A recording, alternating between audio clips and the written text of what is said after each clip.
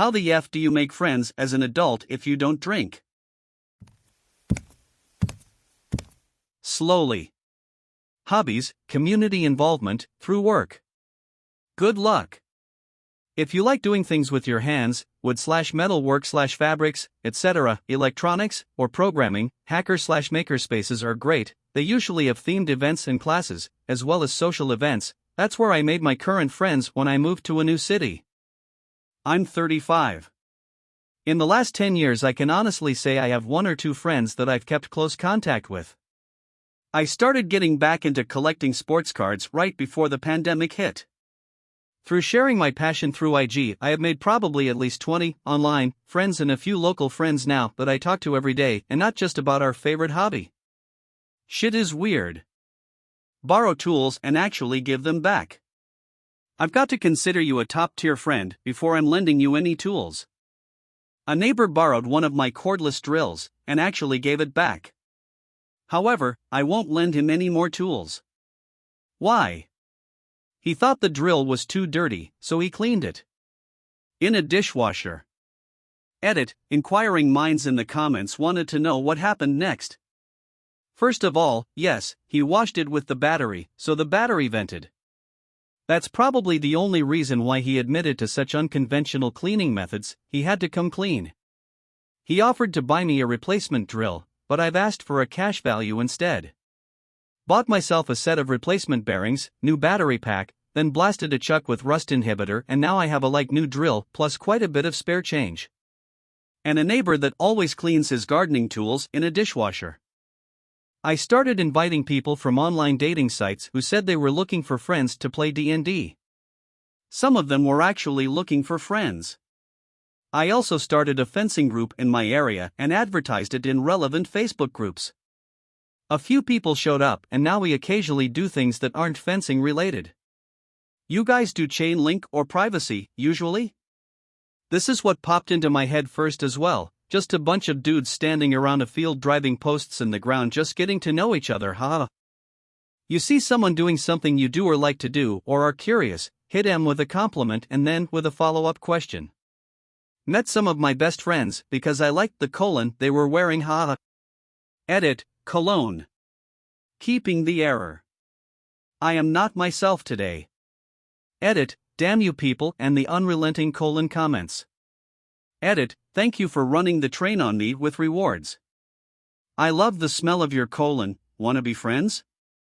The closest I have gotten to making new friends is through one, my kids' sports, just hanging with the other parents or coaching teams. I don't consider any of them to be friends, but we enjoy hanging out and shooting the breeze at games. But once sports are over, I'll never see them again, but if I run into them randomly, I'm sure we'll chat for a minute. Solid acquaintances. 2, video games. Just having a regular group of randoms in a server regularly is nice. I play a racing game and the others are typically all from other countries, but text chat is fun and it's at least interaction with people I don't live with. If I really wanted friends, I'd probably have to go back in time and do a better job keeping in touch with my old group of buddies. Beyond here is an edit due to it's never too late to keep in touch reply. Edit. Yes, I agree it's usually never too late, but when you literally don't even know what to say, or talk about with an old friend, who is a very good friend, and you are hoping that you can just talk about their kids' sports, I think it is pretty damn late. But this happens to millions of people, it's normal, and I don't dwell, or recommend anyone else dwell on it. My parents, mid-70s, moved into a 55-plus housing community, houses not assisted living, and they've made friendly with neighbors, play cards, pop in for a drink on occasion, so maybe it gets easier later. And I'm not really sad about not having friends. I'm a bit to myself and enjoy short earnest conversations with the many people I've gotten to know. Maybe because my wife and I are insufferable assholes, but we can't stand most of the parents of the kids on my son's baseball team.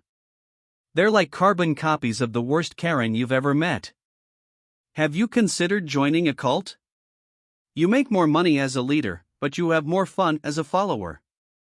Join clubs, meetups, activities, hobbies, work, volunteer, online, or simply go out to socialize during the day or early evenings.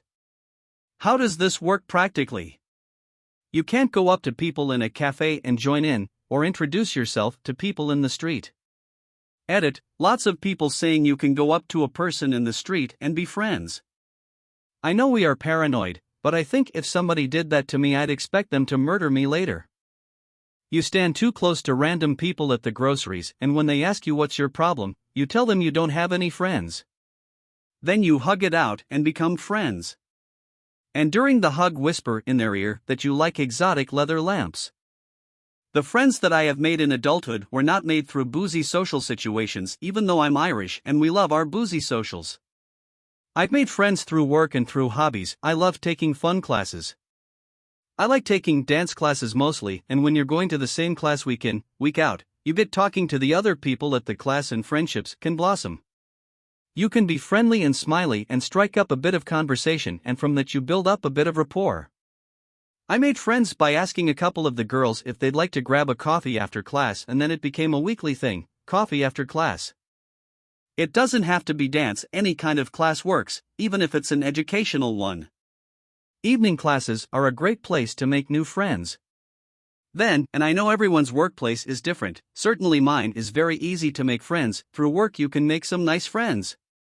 Sit with people at lunch hour instead of eating at your desk or in your car, chat to people during the workday and find out things about them, if they have a family, if they have any hobbies, etc.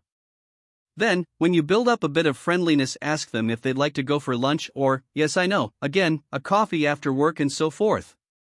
It definitely helps to be friendly and outgoing. I'm not naturally outgoing, but I am naturally a very friendly person, so I guess that makes me approachable. So try to be approachable and learn the art of small, friendly talk. I think this might depend where you live. I'm Northern English, and this is how I have made friends in adulthood. My Southern friends think it's really weird though.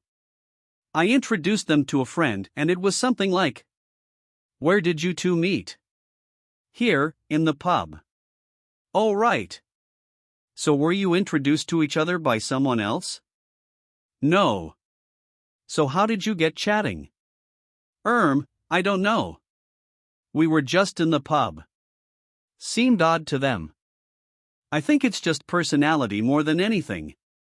Growing up, my family referred to it as being an elevator talker.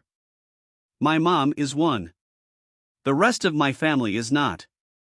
I have a friend I met through my wife who is also like this. That he has a large extended friend group, and half the people he's friends with, he just randomly met out and about, and you couldn't distinguish those people from his childhood friends and relatives if you didn't have it pointed out. Whereas I, from the same state, find that utterly bizarre, but do like most of the people he's managed to pick up in his wake.